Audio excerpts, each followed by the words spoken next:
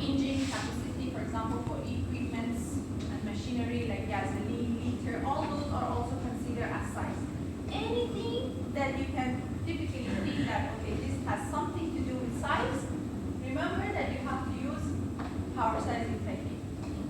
So power sizing accounts explicitly for economy of scale. Scale, size, anything that you can think of that it comes in the category of measurement, size, scale, no matter what is the unit, power sizing is the correct technique for it to use. For example, the cost of constructing a 6-story building will typically be less than double the construction cost of comparable 3-story building. So when we want to construct a 6-story building, if we cannot find a similar project that is 6-story, all we need to find is, let's say, 3-story. But the cost is not going to be double. Exactly. Why? Because you have the same foundation, but just the, what I call it? The floor are increasing. So in reality, what they do in construction is that all you need to do is to calculate the cost of substructure separately and then the cost of each floor separately. So it doesn't matter if it's 60-story, 10-story, 20-story, you just multiply by the number of each level. So how these power sizing technique come handy is just because you are using the size. The concept is easy. If you want to calculate the cost of B, cost of something new, building, equipments, machinery, an item, engine, anything that has size. All what you need a similar item, because we are using historical data, right? A similar item, a similar product, a similar building, a similar equipment, machinery, whatever that it is. We need the cost of it in the past, which is this. Then we need the size of the new one that we are going to do, divided by the size of the old one. So again, similar. I want you to pay attention to this. Look carefully. And then, remember the indexes technique. What we had in indexes? Cost, index, right? Here, cost, size. So it's the same thing. It is the same thing. Additional is only this x. The x is what? The x is power sizing. I mean, it will be given to you. It's a factor that it will be given to you. So if in reality, the equation could be something like this. Whatever that you want to calculate, so you need the cost of it, capacity or size of it, size of the new one that you want, and the size of the old one. So this cost is related with the size. These two are related. These are ways for you to remember. These two are related. Same capacity for the same item, the cost of it. X is a capacity factor, a value that will be given to you, usually 0 point something, 0.7, 0.8, 0.9. A capacity factor is always given to you. Except that all you need is a cost and size. Size of whatever you want to do new, and cost of old one. The weather is too hot. I'm running out of breath. See, that's why I don't like old lecture hall. Because you don't even know where is the pattern. Is this centralized?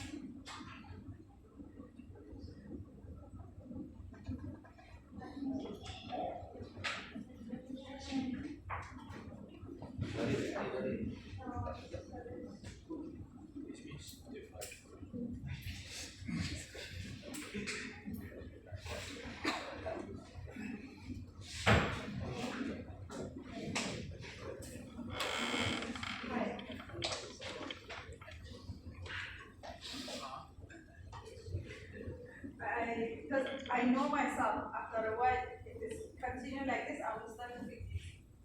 That's why I don't like it.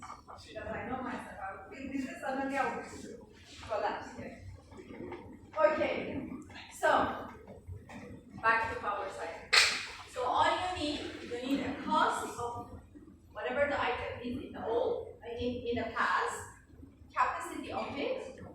then capacity of the new item that you want to fill, plus the capacity factor which is given to you. Clear? Okay. So I want you now to solve this. The equation is this. Stand here for you to make it easier.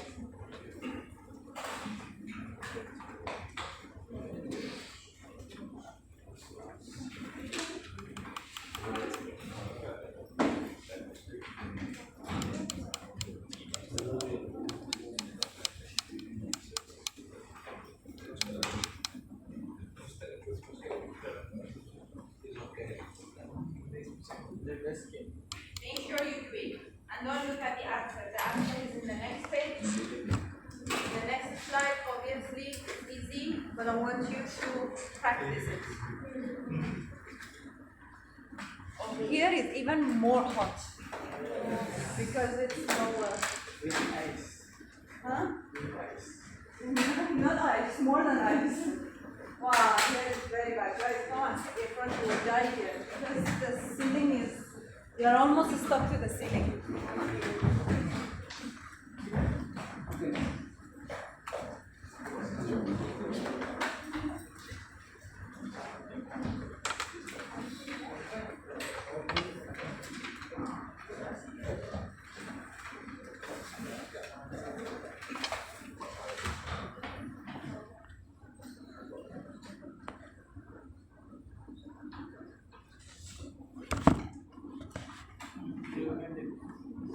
Read the question carefully. Always. Maybe I told you this before, but you will hear this sentence a lot from me. Read the question.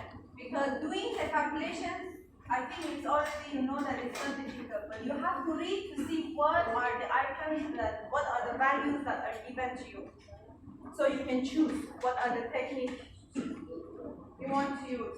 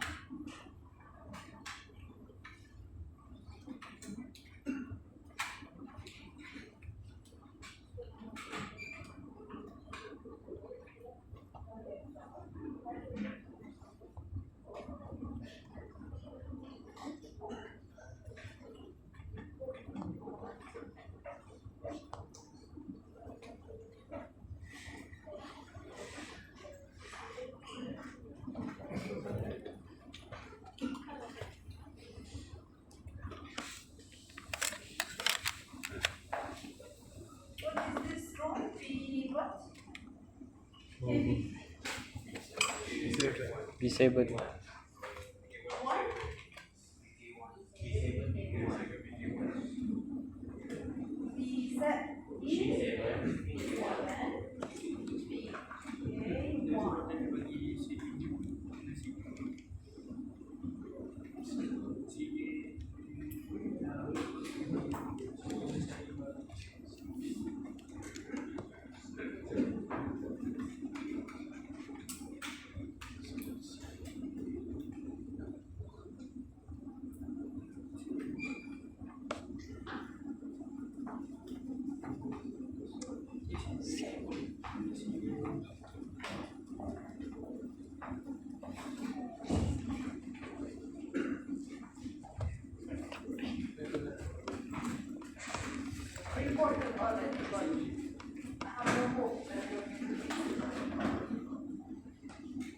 Okay, done? Did you do it? So, did you do it this way?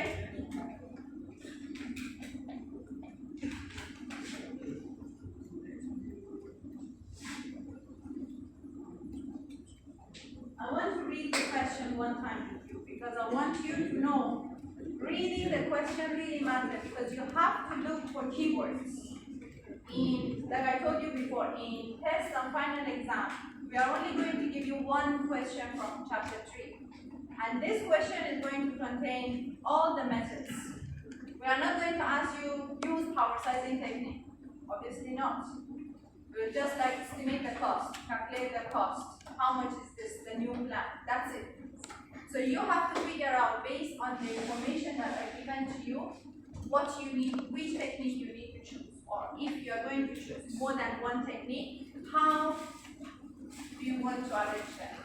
So, in this question, you want to make a preliminary estimate cost for building a 600 megawatt fossil fuel. So obviously you will know that this is capacity. When a capacity is given to you, doesn't matter what it is, it's just you want to make sure that the other one, it has the same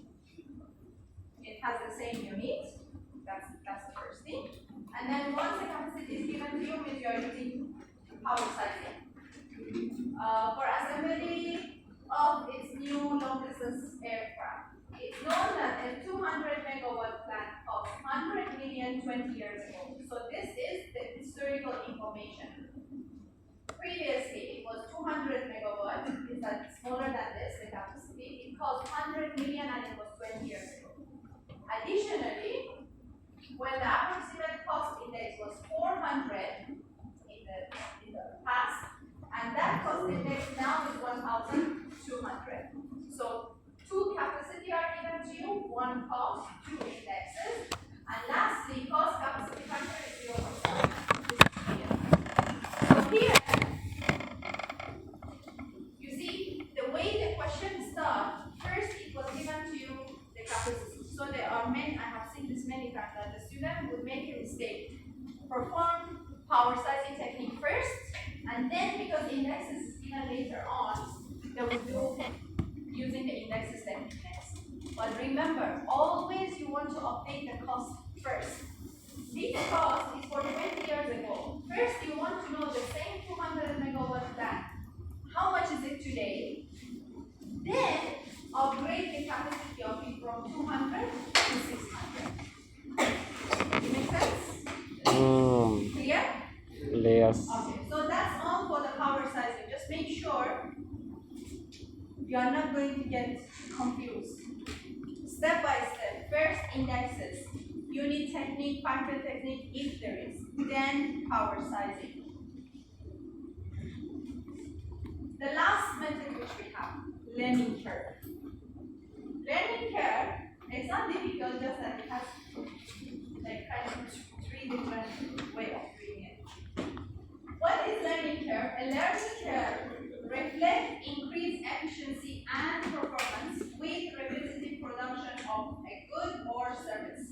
The concept is that some input resources decrease on a per output unit basis as the number of units produced increase. What does this mean? Simply it means learning curve is that when you keep repeating doing something, you will get better at it, right? It takes you less time to perform it the second time. Today, if I ask you to do an assignment, it will take you a while to understand it and to do it. The next day, if I give you the same assignment, are you going to take the same amount of time? No, you will be much faster. If I give you again the same assignment, it will be even faster. So the more you keep repeating something, because you learn how to do it, you require to have less time. And less time means less money, because if you can perform faster, it means that you require to have less money, because time and money are related. So this is the concept of learning curve. It has many names. We have learning curve, experience curve, cost curve, efficiency curve, productivity curve. There are many names for it. But all of them represent the same thing. When you keep repeating something over and over, because you get experience from it, so you will be better at it. You will be performing it faster and faster. Today, something simple like this. If we want to manufacture this item for the first time ever, Let's say how long it will take us. 1 day, let's say 24 hours. If we want to produce the second time, do you think it requires the same amount of time? No. No. Why? Because we learn. But how did we learn? We do design only one time, right? You are not going to design this every single day again. You spend time one time, you design this. You test it, you make sure you produce the first one, you test it, you check it, okay, perfect is good. The second time, you have the machine, you have the design, you have the equipment, you just produce it. The third time, fourth time, you just keep doing it anymore. You are not testing it anymore, you are not changing anything, you are not coming up with any new design for it. That's why all those times are already reduced. So that's why first time you want to produce any item, it's going to take longer. Second time, third time, fourth time, with infinity number, is going to take less and less. At some point, it's going to be a stable time, depending on what is the item. But then remember, we are talking about kind of work that is going to be, whether if it's manufacturing in bulk, and we are talking about big numbers, or something like construction is also somehow we can do the same because it keeps happening over and over. But if let's say we are manufacturing, it's not even applicable to all type of manufacturing. If we are manufacturing like limited edition car. Limited edition car is learning curve is not applicable to limited edition car because it's limited edition. It's manual, handmade. They will just make 5 of it in the whole world, 10 of it in the whole world. So there is no learning curve. They are not going to produce one and then the rest of it is going to be just done because it's all, most of it at least is handmade. So we are talking about things that are going to be involved. Learning curve is always represented with a percentage, 80%, 10, or whatever the percentage. So if we are saying, for example, the learning curve or learning percentage is 90%, means 90% you are learning, meaning that 10% you are decreasing in the time. If the learning percent is 80%, means 20% you are making it faster to happen. So that's how it works. We can either give you this or this. Be careful. That's why you need to read and understand. Both of them meaning the same thing, but the value is different. So make sure we can give you both. Which one are you going to use? You're going to be always using this value. You want to know the percentage for learning curve, not percentage in decreasing the time. Okay? So calculating it, we can always do it obviously manually, but nobody will do it manually because it will take time forever. All what we need usually in a learning curve, we need a percentage that is always given to you. How much is a learning curve? 80%, 90%, whatever percentage. And then for the first unit, the cost of it or the duration to produce it is going to be also given to you. That's all what you need. You need the first item, hour or cost or whatever, and then you need a learning curve. Simply it means if the first to produce an item, the first time, if it takes us 1,000 hours, if the learning rate is 80%, the second time we want to produce the same item, it's going to take us 800 hours. The third time, fourth time here is going to take us 640. If we keep repeating this for 32 times, it's going to take 358. See, as we repeat more, the time required to produce this is going to reduce every single time. Okay, so that's the formula that you can use. All what you need is this. K representing the time for the first time, or the cost for the first time. It's either time or cost. So K is the first time or cost for the first item, for the first time. Then we have U. U is how many times?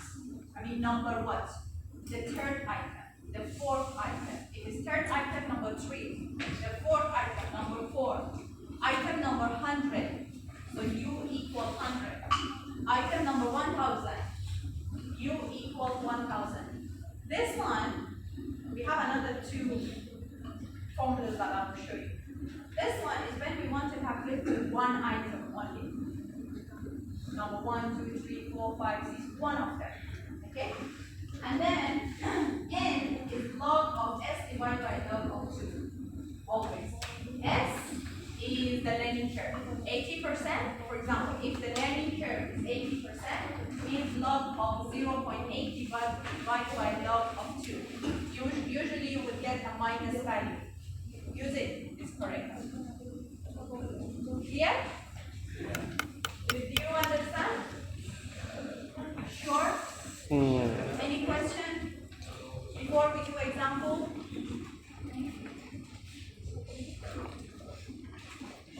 Okay. We will do a proper example. This one is just for you to understand. So for example, if the learning curve is given to you, the learning rate is given to you 80%. And then assume that k is 1000, means the first time to do that work, we require to have 1000 as the hour. That's the only two value. We only need two values. That's it. So 80% means log of 0.8 divided by log of 2 will give you a value. How to calculate it? 1000, let's say for the second item. 1000, this is 2, means the second item. In power of same value. Third item, fourth item, 5 item number 100. Make sure you understand this. I don't want when I show you the next one you get confused. So this one, you are repeating. You are only using one of the item. Each one individual. So now we have these two. What are they? We can use, it's the same technique. It's the same technique, nothing new. We have, we have k, which is the first time. We have u, the number of time, and we have n, which is log of whatever the percentage is divided by log of 2. The only thing that you are going to sum this. Why? You have to use this technique if I ask you, for example, how much time do we need to produce the first 20 items? You use this one if you are calculating only one. Item number 20, item number 15, item number 16, only one unit. You use this one, like accumulating. You use this one if you are calculating a range from number 1 until number 20, from number 40 until number 50. You are calculating a range. The concept is same, it's just that this. So you can even do it individually. 15, 16, 17, 18, 19, 20, and then sum them together. It will give you the same value. It's just that this one is faster altogether. In case you forget this, don't lose the mark. Do it manually. It will give you the same answer. Lastly, this one is going to give you quite a big number, right? Because how much time we need to produce a range of items, 100 items, 20 items. So how long it will take to produce each one of those items? All what you need to do, the value that you get here, divide by the total number. Meaning, if you calculate this for the first 20 items, and the answer is whatever it is x. X divided by 20. The value you get is average. It will take this much of time to produce the item. This is going to be a big value. This is going to be a smaller value. This value should be less than the first value. Should be less than your k. If you got it more, you have to know that you have done your calculation wrong. That's how you will know it. Clear? Any question? Because we are done. I'm going to give you just examples. Any question? Should be less than 4. No? You are sure? You are sure? Then solve this first. This is for learning care. Now do first for learning care. And don't look at the answer.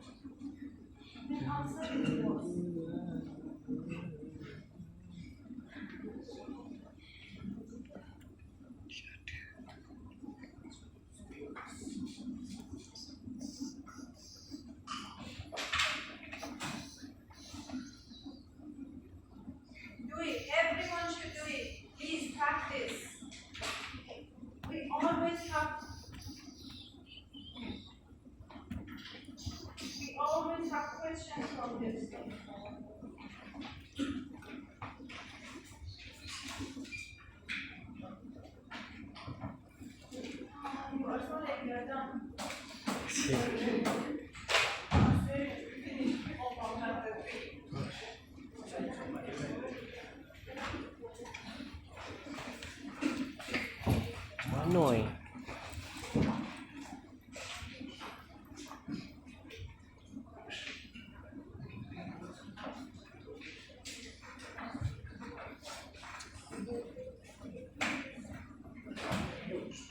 Very hot over there because the aircon is not working. If you want some oxygen, sit in front because here is better a bit like this one because there you are almost sitting on the seat.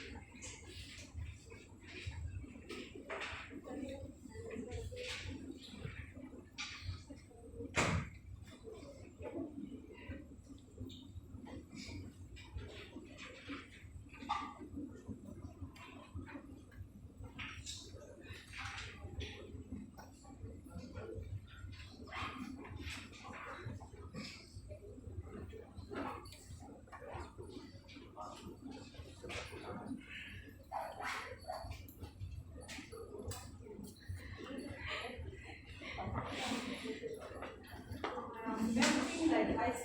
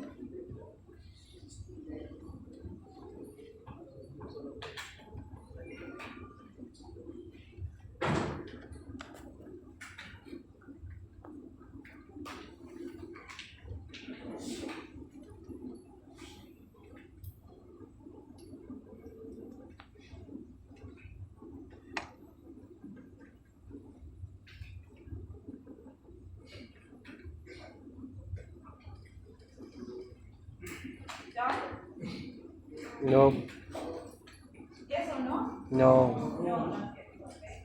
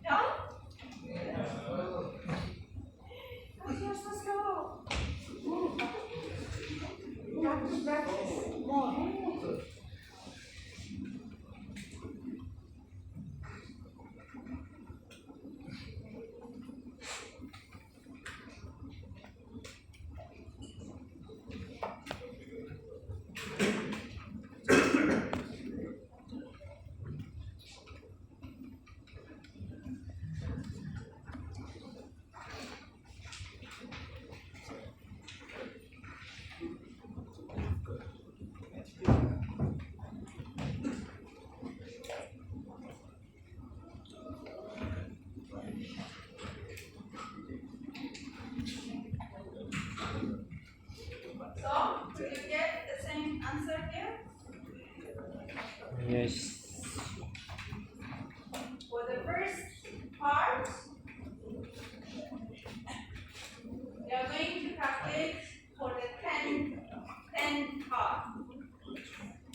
So as usual, be careful with the word. Mean only one item, item number 10. So you use the normal formula we have. So the first one, it takes 100 hours. Item number 10, item number 10 take 47.6 hours. And then we want to calculate for the first 10 cards. So we use the second focus, the calculated one. So for this one, the total for the first 10 cards is 631 hours. This is, I told you, usually you'll get a higher value. So you want to know in average how long it takes for each one. So 631 divided by 10. So average 63.1 hours for each one of them.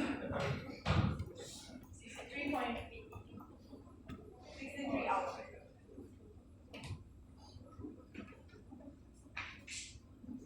Any question? Do you have any question? Okay, for this one, just to remind you back.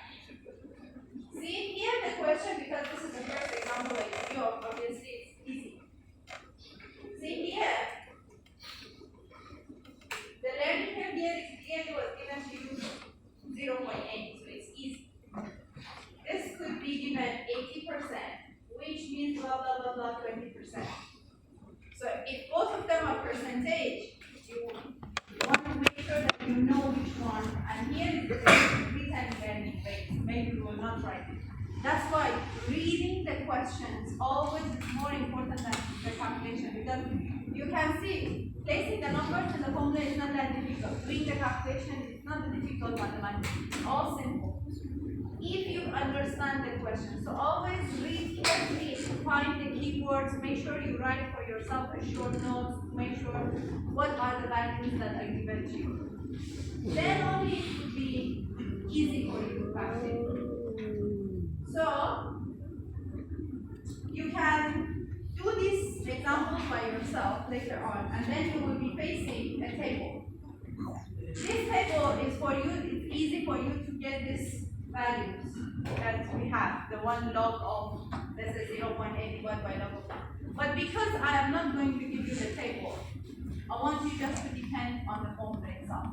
Because chapter 4 and chapter 5, we have a lot of tables. And for that, I'm already going to give you tables. And it's different from this. If I give you this and I give you that, 100% you will get confused. So I prefer not to do that. So for this one, just for your own information, go through, but do not depend on the tables. Know how to get this right. And it's easy, just log of learning rate divided by log of nothing else. Okay, since the weather is so hot, and we are all melting. Before we dive here, I'm going to stop. If not, we will do more examples. We have some examples. This one you can go through if you are going to do it by yourself. But when we reach these examples, we stop. We have 3 good examples here. Let's do them next week. We just want to start, hopefully there's the aircon. Yes, correct. I feel like now I only need like a back to go inside the battery. So we will do the examples next week, but we are done with chapter 3. So actually next week we have good time just to review chapter 3. And if you have any question, ask me, because next week is the last week I will see you guys, right?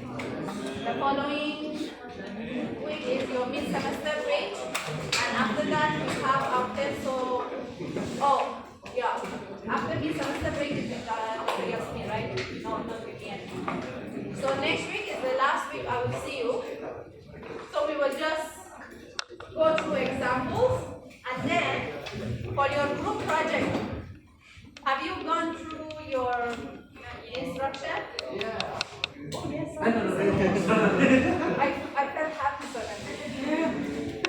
Class, I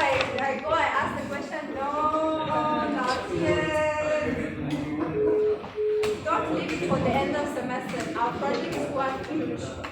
You will not be able to do it. I mean, then you will do something rush.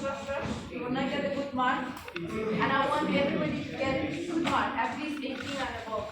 20, I don't really promise, but unless you want to better. So, remind me, in case I forget what we are going to do next week. Next week, we will do some examples, and then you will sit with your group member. So I want each group to go through the group, so they call it the instruction, read it by yourself what it is. So if you have any question, anything, ask me. Because most probably Dr. Yasmin also in the beginning she would not know about the project because I gave the project. Okay? Then or lastly, assignment. I'm going to give you one assignment. What is the assignment? Simple. And force you to study. Yeah, by force. Because I know by yourself you will not. To force you to study for your test. I want you to choose 2 engineering problems, civil engineering problems, from 2 different categories of construction. We have building, roads and highways, let's say bridge, tunnels, infrastructure, anything. You have to choose 2 different categories. Let's say 1 building, 1 roads and highways, 1 bridge like this. Cannot be 2 buildings. Okay? So you choose 2 engineering problems from 2 different categories. For each one, you solve this problem using 7-step principle, means chapter 1. Properly means you explain what is the problem, you offer your solution. You go on 7 steps. Okay? Properly, if you want to include image, if you want to include descriptions, it's up to you. How I leave it to you. Of course, the more information you give, the better mark you're going to have. And prepare a work breakdown structure for each one of these projects. Minimum 10 level, minimum 30 activity. For both, for each one separately. Let's say one is building, one is highway, the WBS is going to be different. For each one, means at the end of the day what you are going to have, you're going to have 2 tables for 7 steps and 2 separate WBS. Okay? When do you want to submit?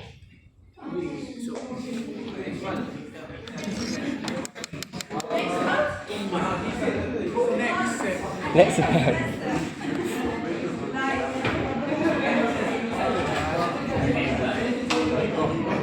Before exam. Before? Final. Before final.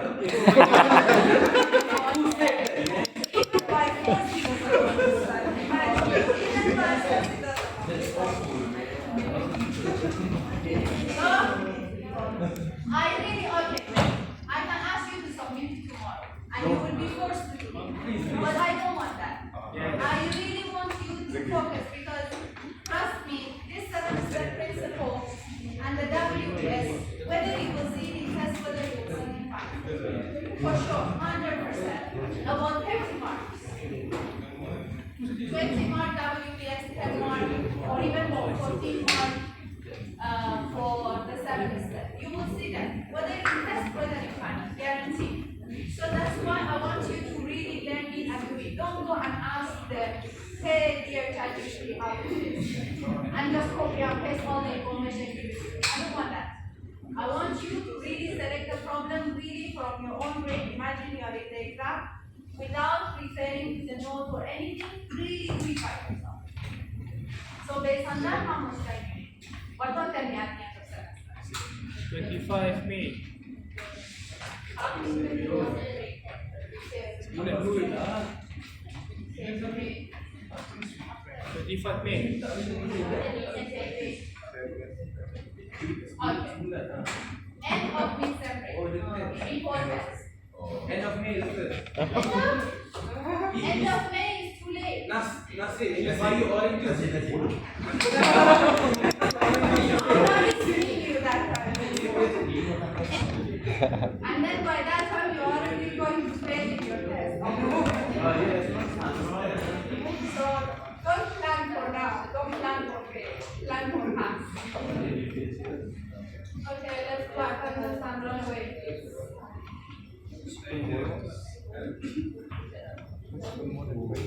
Udah deh.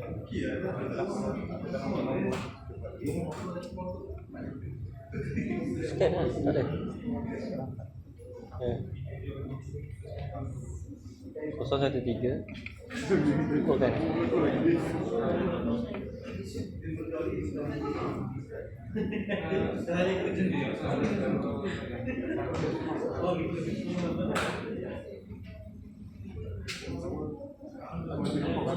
Ah.